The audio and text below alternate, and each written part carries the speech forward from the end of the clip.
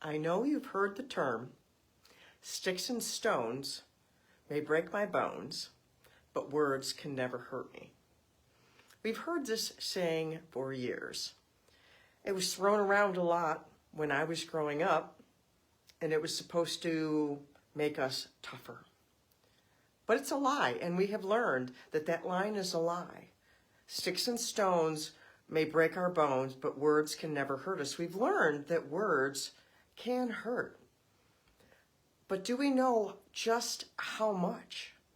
I want you to think about an arrow. If you've ever gone archery shooting, or if you know someone who does hunting, maybe they have a crossbow. There's all different kinds of arrows. But these arrows, they penetrate. When you shoot them, they penetrate into wherever you have shot them. And when you are holding the bow and you are pulling back on the string, you're in control. You have ownership.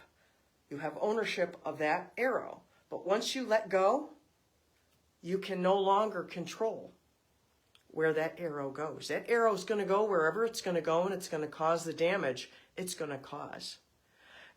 This is what happens when we get upset, angry, or something, and do something called shooting off our mouth. People do this. They get upset and they get really angry, and they just say all kinds of things to people. And just in general, they take things out on other people. And then later they're like, oh, I'm sorry. I didn't mean to do that. I'm sorry. I'm sorry. But imagine if that same person, imagine if I walked into a room, I was really upset, and I had this bow and arrow, and I'm just shooting arrows just all over the place.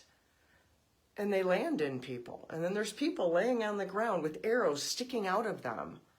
And I can come back later and say, oh, I'm so sorry. Let me get some medicine for your wound. But it does not take care of the problem. What we say is important. We can injure someone horribly deeply by the words that we say. I was thinking about this, and I knew there was something in the Bible that said something about this, about shooting firebrands. I'm like, what's a firebrand? I don't know what a firebrand is. But it says in there, in Proverbs, that it's like a madman shooting off a deadly weapon is what a person does when they're lying to someone and later goes, oh, I was just kidding. I was just kidding. That's like a madman. Recently, we had this horrible school shootings. We have school shootings all over the place. These are, in some form or another, a madman shooting and injuring people.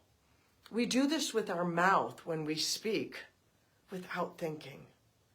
So I wanted to encourage you to think about the words that you say. If you're angry, quiet yourself.